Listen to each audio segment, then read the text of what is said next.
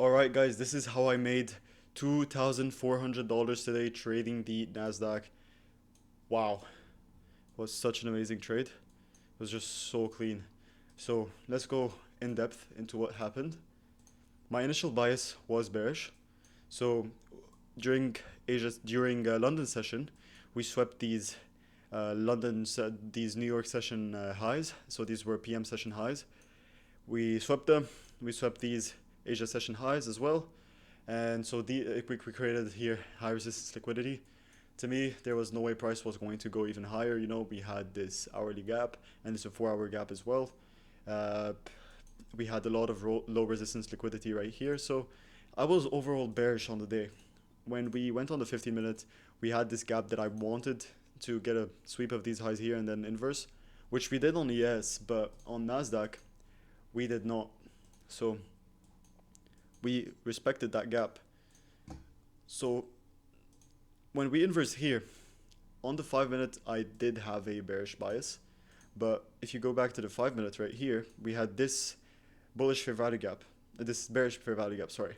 And I was looking for shorts off of it. And then I waited, price inverse it. So I was like, okay, we're no longer looking for longs. We're no longer looking for shorts. It's time to start looking for longs. Went on Nasdaq because Nasdaq was the one that was respecting the gap. Boom. Go on the 1 minute. On the 1 minute right here, we respected this fair value gap, pumped even higher, and then we drew an equilibrium from here to here. We ended up respecting it and respecting this gap as well. And then we inversed off of it. I took the longs. We had a beautiful, beautiful 1 to 4 RR here. The reason for the TP, usually I take 1 to 2s, but this was just way too clear for me. We had relatively equal highs right here, which were my drawn liquidity, and also as well on these relatively equal highs, we had a 4 hour bearish fair value gap.